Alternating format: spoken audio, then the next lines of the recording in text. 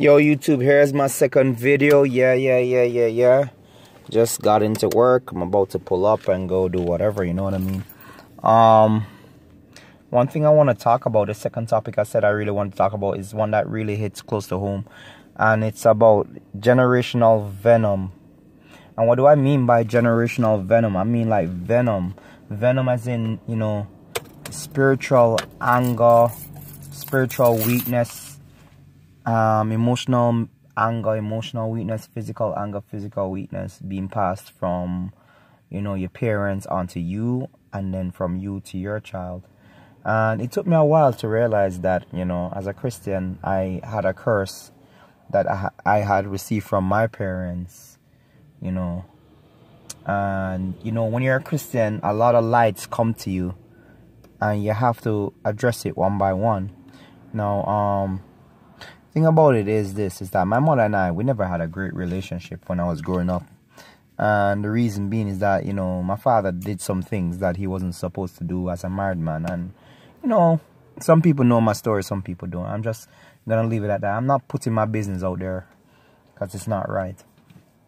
And my mother, she kind of took it out on my brother and I because, you know, we looked a lot like my father. My parents are still married, just to let you people know. But, you know, there was a time in my life where it was just, you know, my mother and my sisters and my brother and I.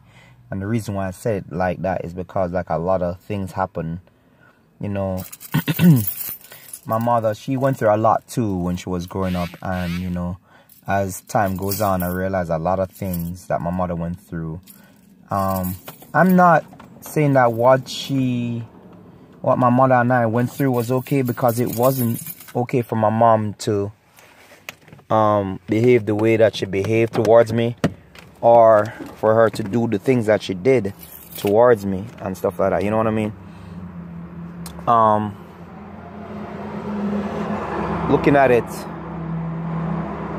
it's just that, you know, my mom and I do have a great relationship now. We hashed things out, we talked about it, and you know, we moved on. I moved on, basically. I had to. As a Christian, sometimes you have to move on. And some things, I'm going to put a video up about, like, letting certain people go and never messing with them again. That's a very important video I think I want to put on tonight. And what I realized about it is this, is that, you know, I had a lot of anger, and still do have some kind of anger, because of, you know, my experience not only with my mother and my sisters, but also with the women that I actually went into relationships with in my life. You understand what I mean? Because a lot of what I went through came out in those relationships. A lot of the anger, a lot of the venom that I had received, you know, through my mother and my sisters, came out in those relationships. Because whenever I felt like somebody had done me wrong in a relationship, I felt like, okay, it was driving right back to my mother and my sisters, and what I perceived as a ill treatment that I had received from them. You know what I mean? So, like I said before, we're all cool now and stuff like that. But sometimes, to be honest, YouTube people, the damage is already done. You understand? You can scar people for life, for real. Not that they will hate you, but when you do certain things, it's just that it brings them to a certain mindset that only God can release them out of that mindset. You know what I mean? Anyway, so as Christians, especially when you wake up as a Christian, you need to ask God to cleanse you daily, because you don't know the demons that you have in your life attacking you.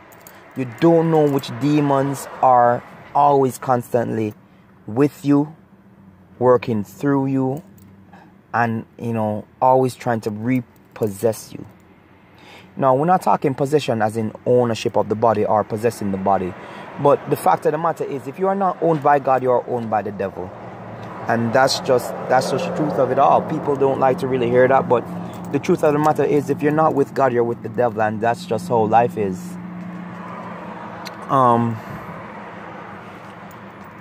You know, my mother passed on a lot of venom and anger towards me. And, you know, if I had not caught it within myself, I think I would have passed that venom down onto my baby daughter. And I realized how much I love my baby daughter. I thought, honestly, when I was growing up, I was like saying, I don't want to have a girl because, you know, they're going to act like my mother and blah, blah, blah, blah, blah. And I thought that, you know, whatever. But the moment I saw the picture of that baby in the womb and knowing that it was a girl, I was like, yo, I can't hate this child. This is flesh of my flesh. This is blood of my blood. Just like what Mary said to Jesus. And just like what Adam said to, you know, Eve.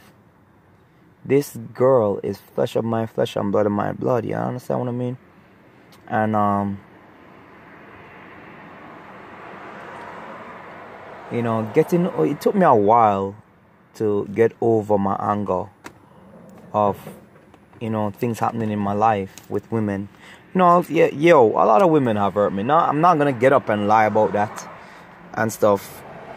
A lot of women have done a lot of wrong things to me, but most of the times, I don't let it come over into the next relationship and stuff.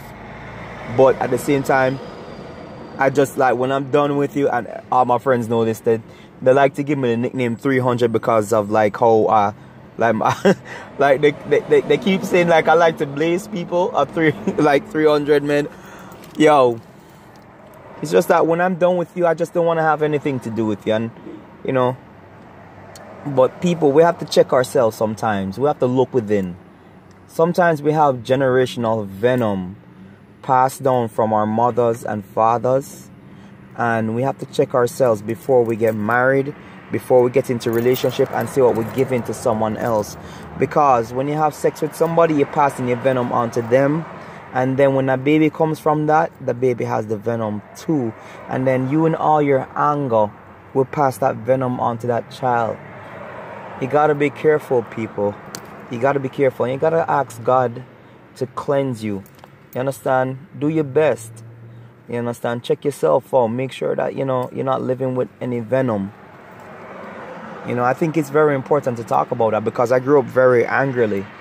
I grew up very angry. You understand what I'm saying? And it's not okay for a young man to grow up with so much anger in them life. Because when I hit 17 though, most of that anger had died out. Because I just like, I don't know what happened. I think God really cleansed me of that, started to cleanse me of the anger. But you understand what I mean? Most of the anger had already died out because I was just like saying to myself, I just don't feel like I want to be angry anymore. You know? Like, sometimes I would get into arguments with women and I'd be like, yo, all right, I get that you're angry, but I'm not. And I'm going to go over there and you can stay over here and be angry. And then when you're done being angry, we'll talk. You understand? And it's just been like that with a lot of my relationships where I'm just not interested in fighting with people unless it really, you know, it's a have to. But people, I just want to leave with your love and respect, yo, because some of us really need to, you know, look at ourselves objectively and see the venom that we may possess in our lives.